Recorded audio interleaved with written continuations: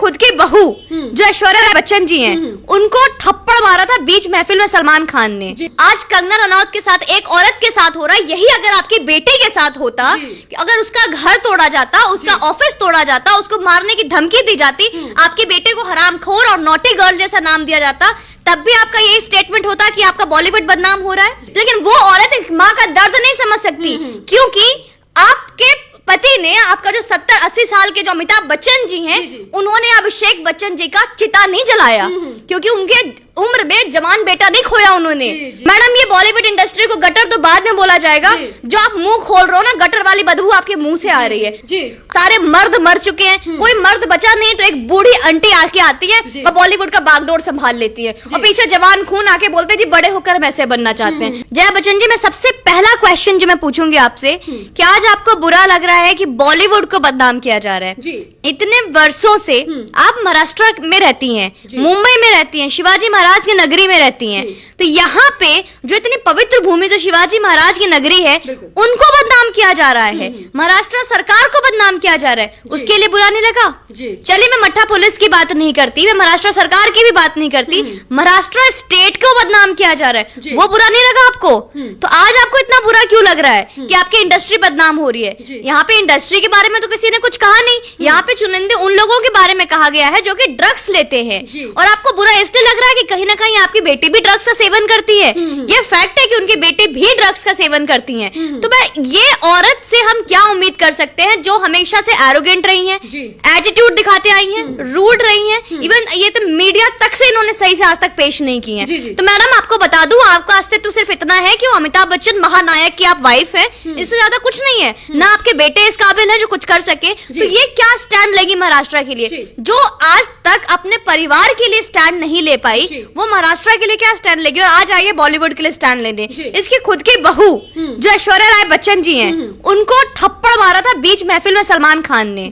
Salman gang का नाम आज सामने आता है कि सलमान गैंग ऐसा कर रहा है, खान गैंग ऐसा कर रहा है। आज तक आपने हिम्मत नहीं जुटाया कि आप ऐश्वर्या राय अपनी बहू के लिए कुछ बोल सके। चलिए ठीक है, आज आपको मौका दिया गया है, आज आपके पास एक ऐसा मौका है जहां पे आप, चलिए देश के लिए नहीं, सुशांत भाई के लिए नहीं, दिशा साल्यान के लिए नहीं, पालघर के साधुओं के लिए नहीं, कम से कम अपने बहू के लिए बोल लेते, अपने बहू के लिए कि हाँ, मेरे बहू को भी इसने मारा है। क्यों आप अपने बहू के लिए जो आपने स्टैंड नहीं लिया, तो देश के लिए क्या स्टैंड लोगे? आज आपको मिर्ची लग रही है। तो जया आंटी, आपको किस बात की मिर्ची लग रही है? हमारी सोनम मैम है, तो कहती है बड़ी हो जाऊंगी तो मैं आपकी तरह बढ़ूंगी। मैडम, कितनी बड़े हो गए आप? ओवर 30 हो गए, शादी हो गई, बच्चा करना ना करना आपकी मर्जी है, वो आपके ऊपर डिपेंड करता है, क्योंकि आप बहुत ही कूल फैमिली से बिलोंग करते हो, तो आपके डिपेंड करता है। लेकिन आप कितने बड़े होगे?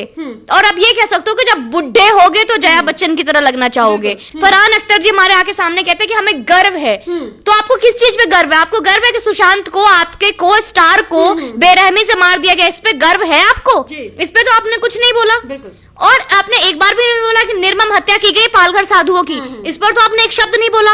एक लड़की के लिए वायरल किया जाता है कि उसको न्यूड बॉडी मिली है, एक किस हालात में उसका मर्डर किया गया, और आप उसको सुसाइड का नाम दे रहा है आपका पूरा महाराष्ट्र सरकार, उस पर आपने नहीं बोला।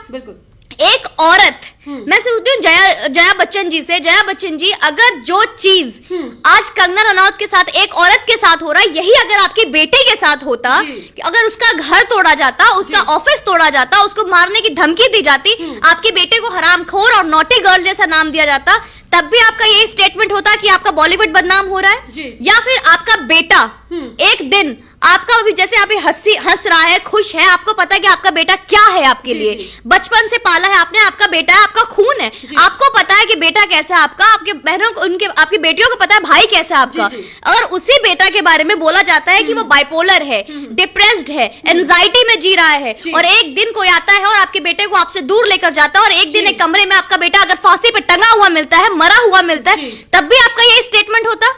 आपके घर के संतों को, आपके बुजुर्गों को, आपके पुरखों को अगर बेरहमी से सड़क पर कुछ लोग मारते, तब भी आपका ये स्टेटमेंट होता? तो मैडम, इस तरीके का दोगलापंथी आप सांसद में आके नए जो विक्टिम कार्ड खेल रहे हो, आज तक तो मुंह खोला नहीं आपने। तो मैं उनसे यही बोलूंगी, जया मैम, आपकी उम्र हो गई है, आराध्या बच्चन आपकी जो बहू है, घर पे बैठ के कुछ खिलौने उनको दो, कुछ खिलौने खुद लो, बैठ के खेलो। इस तरीके की आप हरकत मत करो। आप एक बस एक ये है कि आज तक आपने कुछ बोला नहीं, आज आपको बुरा लग रहा है, तो मतलब जवान खून तो खत्म हो गए, सारे मर्द मर चुके हैं, कोई मर्द बचा नहीं, तो एक बूढ़ी आंटी आके आती है और बॉलीवुड का बागडोर संभाल लेती है, और पीछे जवान खून आके बोलते हैं जी बड़े होकर हम ऐसे बनना चाहते हैं। ये सोचो रवि किशन ने क्या बोला।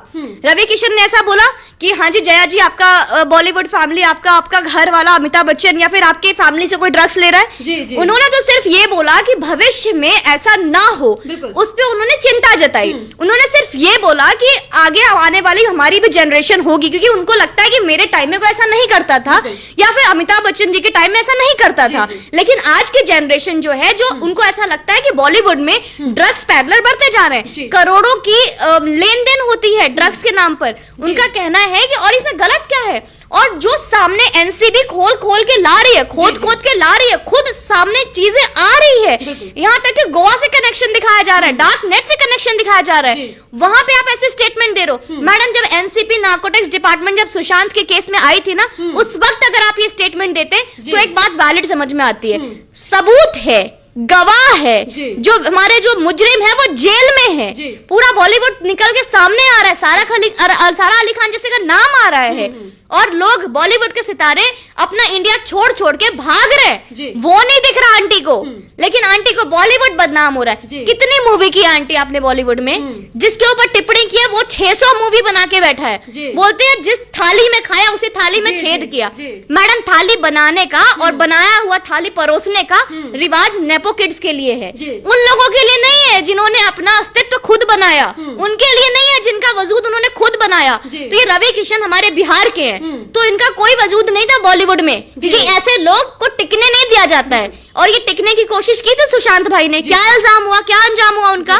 तो जब बिहार का या कोई आउटसाइडर अगर टिकना है तो इसका दो हश्र हो सकता है, एक कंगना की तरह हो सकता है कि उसको हरामखोर बोला जाए, उसका घर तोड़ दिया जाए, एक ये हश्र है, नहीं तो हमारी सोनाक्षी सिन्हा की तरह बन जाओ, जो बोलती है कि जी सबसे ज्यादा मेहनत तो स्टार किड करते हैं, हमें टारगेट क्यों किया जाता है। तो या तो आप सोनाक्षी सिन्हा बन जाओ, तभी आप स्टैंड कर सकते हो, क्योंकि इनके सामने कंगना और सुशांत जैसे आउटसाइडर तो टिकने नहीं देंगे ये लोग। तो यही चीज उन्होंने रवि किशन के साथ किया, लेकिन रवि किशन ने अपनी थाली खुद बनाई, जैसा कि उन्होंने बोला मैंने अपनी थाली खुद बनाई है, अपना खाना खुद परोसा है। और बिहार के समाज ने, यूपी के समाज ने उनको एज अ भोजपुरी स्टार खड़ा किया, और लोगों उन्होंने 600 मूवी बनाई और बाद में दिग्गज लोगों के साथ बनाई है। जया बच्चन मैम किसके साथ कितनी मूवीज बनाई है आपने। एक टाइम के बाद आपकी शादी होने के बाद आपने अपने बाल सफेद कर लिए, तो आपकी जो बाल सफेद हुए वो आपके एक्सपीरियंस की वजह से नहीं हुए, बैठ के हेयर डाई नहीं किया, मेकअप पार्लर में नहीं गए, इसलिए मैडम डाई आपकी नहीं हुई, बस इसलिए आप सफेद बाल है। कोई धूप में आपने बाल नहीं उगाए, तो हमारे बाल अगर काले भी है ना, तब भी मैं ये बोलूंगी मैडम आपसे ज्यादा दुनिया देखी है, क्योंकि हमने गरीबी भी देखी है, अमीरी भी देखी है, माँ बाप का दर्द भी देखा है। लेकिन वो औरत माँ का दर्द नहीं समझ सकती, क्योंकि आपके पति ने, आपका जो 70-80 साल के जो अमिताभ बच्चन जी हैं, उन्होंने अभिषेक बच्चन जी का चिता नहीं जलाया, क्योंकि उनके उम्र में जवान बेटा नहीं खोया उन्होंने, ठीक है, तो उनको दर्द नहीं होगा। माँ का दर्द क्या होता है, कंगना रनौत की माँ से पूछे, जो जब मुंबई आई थी उनकी बेटी, तो पल पल वो डरती थी कहीं मेरी बेटी को कोई मार ना दे, तो वो दर्द उन्होंने नहीं सहा है। तो ये दर्द जब तक वो नहीं झेलेंगी उनको कोई फर्क नहीं पड़ता है। बहुत इजी है, वो आती है 4 लाइन इंग्लिश में लिखती हैं और इंग्लिश में बोल देती हैं, this industry, this entertainment industry, this is something you know, यहाँ पे लोगों को बनाया गया, वही लोग बदनाम कर रहे हैं, गटर बोल रहे हैं। मैडम ये बॉलीवुड इंडस्ट्री को गटर तो बाद में बोला जाएगा, जो आप मुंह खोल रहे हो ना, गटर वाली बदबू आपके मुंह से आ रही है। आप ये तो देखो, आपको आम इंसान से महानायक बनाने वाला कौन है, तो ये बोलेंगे कैसे। ये तो शुरू से कांग्रेसी खानदान से बिलोंग करते हैं, जवाहरलाल नेहरू से बिलोंग करते हैं, तो कहां से आवाज निकलेगी, क्योंकि इनका तो खून ही पाकिस्तानी है। तो जिनके खून में हिंदुस्तान ही नहीं है, जिसका खून अपने देश का नहीं है, वो कभी नहीं हो सकता, क्योंकि अमिताभ बच्चन जी को बनाने वाला कोई और नहीं है। ये अजीत सिंह जी हैं, ये जवाहरलाल नेहरू जी हैं, क्योंकि उनको कोई मूवी नहीं मिल रही थी इनके हाइट की वजह से। तो इनके जो खून है, इनका जो नस्ल है, वो कांग्रेसी है। तो कांग्रेसी कितना सगा है अपने देश के लिए, ये दुनिया को पता है। जी जया बच्चन के हम स्टेटमेंट पे ही बात करते हैं, बोल रहे हैं जिस थाली में खाते हैं उसी थाली में छेद कर रहे हैं। तो मैं आपसे जानना चाहूंगी कंगना ने किस थाली में खाया और किस थाली में छेद कर दिया। मैं कंगना जी के बारे में बात करूंगी। अगर मैं इनसे पूछूंगी मैडम आपने कितनी मूवी काम की है कंगना के साथ, कंगना ने क्या संघर्ष किया आपको पता है। कुछ लोगों की टिप्पणी इस तरीके से आती है कि पुराने वीडियोस वायरल कर रहे हैं। आप इवन सोशल मीडिया पे कंगना रनौत के बहुत सारे पुराने वीडियोस वायरल हो रहे हैं, जिसमें वो महेश भट्ट को थैंक यू बोल रही हैं, जिसमें स्टार्टिंग में जो उन्होंने मूवीज की हैं उनको थैंक यू बोलती हैं। तो पुराने वीडियोस उठाकर दिखा रहे हैं कि बिफोर आफ्टर, कि पहले कंगना रनौत इन्हीं लोगों को थैंक यू बोले नहीं थकती थी और अब इन्हीं के खिलाफ गटर बोल रही हैं।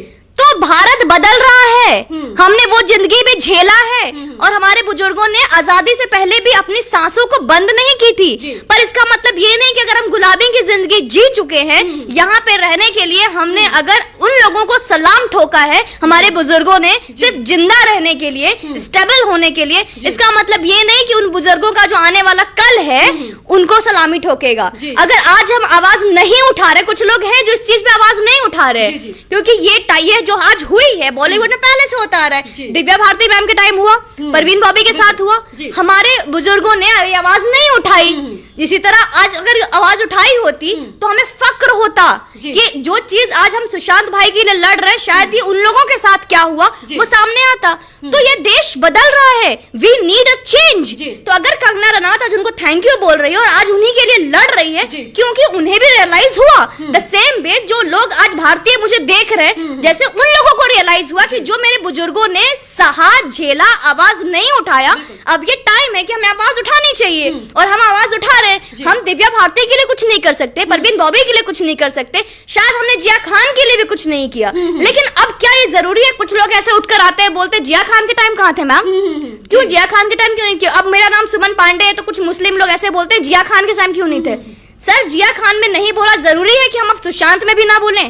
एक गलती जो हमसे हुई है, अब वो जरूरी है कि वो गलती हम आगे भी दोहराएं? ऐसा बिल्कुल नहीं करेंगे हम। हमें अफसोस है कि हम बहुत सारे मुद्दों पे चुप रहे, हमें अफसोस है कि हम कुछ मुद्दों पे आवाज नहीं उठाए, लेकिन अब ऐसा नहीं होगा। और जब कंगना जैसी एक सेलिब्रिटी जिसके पास कई अपॉर्चुनिटी है चुप रहने के बाद, सह जाने के बाद, लाइन लग जाएंगे डायरेक्टर्स के, क्योंकि आज पूरी जनता उनके साथ है। तो जब कंगना जैसी सेलिब्रिटी जिनके पास इतनी अपॉर्चुनिटीज है, जब वो खुलेआम चेतावनी दे रही है, ललकार रही है, तो हम आम जनता क्यों चुप बैठे? तो ये जया बच्चन का जो जिन्होंने किया कुछ नहीं है, एक फेक स्टेटमेंट है, किसी के ऊपर अटैक कर दिया और जैसे जो इनके फट्टू लोग जो आ रहे हैं उठ के कि हम साथ है, साथ है, साथ है, भौंकने दो उनको, कोई फर्क नहीं पड़ता। क्योंकि अगर आज के टाइम में आप वोटिंग देखो तो मुश्किल से 5% वोटिंग इनके साथ है, 95% रवि किशन जी के साथ है। It's not about Ravi Kishan और जया बच्चन, ऐसे लोग हमारे इंडिया में अभी भी एग्जिस्ट कर रहे हैं और आपको हर दूसरे घर में दिख जाएंगे एक लोग जिनको कि ऐसे लोग बहुत अच्छे लग रहे हैं कि सुशांत का केस क्यों नहीं है, महंगाई पे कुछ क्यों नहीं बोलते, जीडीपी पे कुछ नहीं बोलते, और बहुत सारे आते हैं अच्छा जो मोदी जी कर रहे हैं उस पे कुछ क्यों नहीं बोलते, भारत में इतना कुछ हो रहा है उस पे क्यों नहीं बोलते। कुछ लोग कहानियां बना के भेजते हैं, हमें भेड़ और घंटे की कहानी सुनाई देती है कि इस पे क्यों नहीं बोलते। अरे भाई जरूरी है कि हर इंसान हर चीज पे बोले, एटलीस्ट जो हम जिस पे बोल रहे हैं उस पे तो हमारा साथ दो। महंगाई का, जीडीपी का, इसके लिए हमने मोदी जी हैं, देश में हमारी वोटिंग हो रही है। आप जब वोट करते हो तो सोच कर बोलते हो, सोच कर वोट करते हो। आपने किसी को भी चीफ मिनिस्टर बना दिया, आज महाराष्ट्र में ठाकरे है, आपने इसको सोच कर वोट किया होगा ना, आप क्यों पॉइंट आउट करते हो? आज महाराष्ट्र के लोग भुगत रहे हैं ना, इक्का दुक्का है तो शर्म के मारे बोलते हैं जी हमें उद्धव ठाकरे जी पे बहुत ज्यादा गर्व है, लॉकडाउन पे उन्होंने बहुत मदद की है। सर क्या मदद की है आपकी? मुंबई से सारे हमारे बिहार के जो लेबर्स है, अगर हमारे महाराष्ट्र के उद्धव ठाकरे सरकार जो है या दिल्ली के केजरीवाल सरकार है इतना ही मददगार होती तो हमारे जितने भी यूपी बिहार के लेबर्स है उनको धक्के मार के वापस गाँव क्यों भेज दिया गया? उनके क्यों वापस वो रोते गिड़गिड़ाते रोड पर आ गए? क्यों? अगर आपका सरकार इतना ही अच्छा है तो उस पर नहीं बोलेंगे जया बच्चन जी? क्यों जया बच्चन जी को कमी किस चीज की नहीं है? तो मैडम ये बात ठीक कही गई है, गरीब इंसान को सिर्फ रोटे की नहीं इज्जत की भी जरूरत होती है, लेकिन जया बच्चन मैम के लिए इज्जत, गरीबी, रोटी ये सब उनके परे है। एक स्टेटमेंट देना है उनको, बस वो उन्होंने दे दिया।